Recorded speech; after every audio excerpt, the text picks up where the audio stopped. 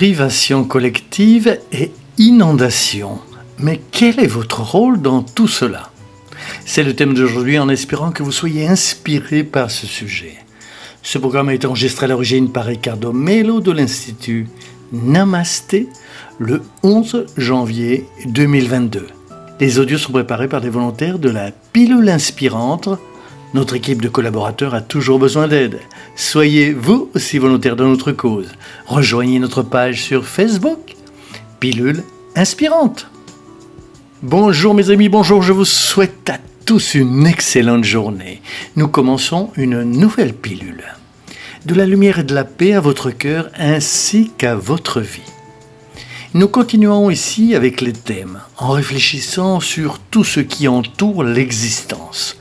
Mais plus précisément aujourd'hui, je voudrais vous parler autour d'un thème devenu récurrent, les désincarnations collectives.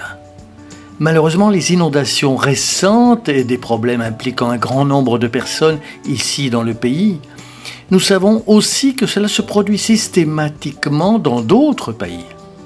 Ce qui soulève cette question ancienne et importante. Pourquoi ? Pourquoi avec cette population et pas avec celle-là ? Pourquoi moi et pas mon voisin ? Pourquoi un problème affecte-t-il autant de personnes dans une certaine zone et pas dans d'autres ? Dieu nous a-t-il oubliés ? Y a-t-il un but derrière tout cela ? La spiritualité ne s'est jamais omise à cet égard. La vision spirituelle, très claire, dans le livre des esprits, dans la 3e partie, la loi de destruction, dans laquelle nous avons étudié pourquoi les catastrophes naturelles et tous ceux qui y sont touchés sont liés d'une manière ou d'une autre. Et nous avons des informations supplémentaires à travers les œuvres de Chico Xavier et la manifestation d'amis spirituels, toujours présents pour nous aider dans ces moments-là. En résumé, parce que la pilule est très courte, on sait que rien n'arrive par hasard.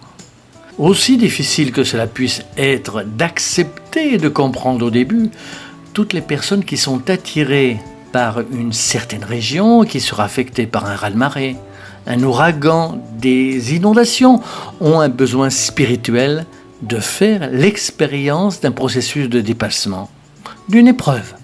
Cela peut impliquer à la fois des personnes qui ont des dettes karmiques.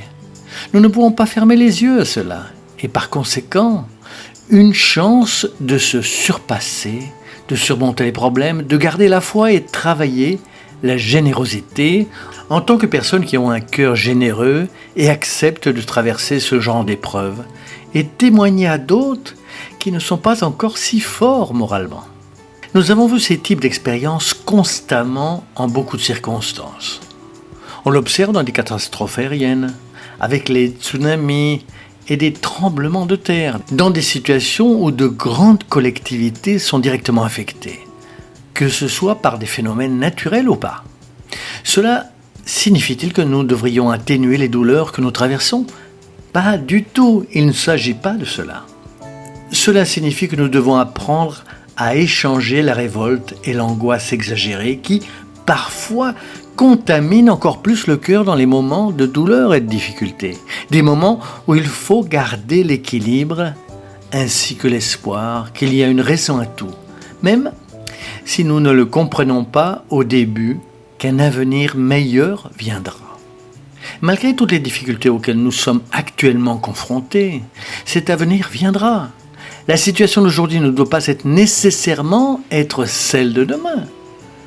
Avec les pierres qui, bien des fois, ont fini par trébucher en chemin, on peut construire un château de paix. Eh bien, je me sens très à l'aise pour parler de ce sujet. J'ai déjà traversé dans ma vie 3 inondations et des dangers de situations calamiteuses qui effraient les gens aujourd'hui. J'ai vécu ça directement. J'ai été quelquefois directement touché. J'ai failli même tout perdre pendant une inondation.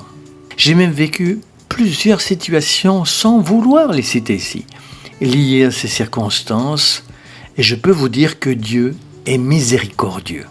Malgré toutes les pertes matérielles et les problèmes émotionnels auxquels nous sommes confrontés, il y a toujours un nouveau jour. Avec un nouveau jour vient le chemin de l'espoir et du renouveau. La foi nous guide. Et la générosité des personnes qui se rassemblent en ces temps difficiles surmonte toutes sortes de douleurs et d'angoisses à moyen et long terme. Le message de l'Évangile pour nous est clair. Peut-être que vous écoutez maintenant cette pilule et ne comprenez pas pourquoi.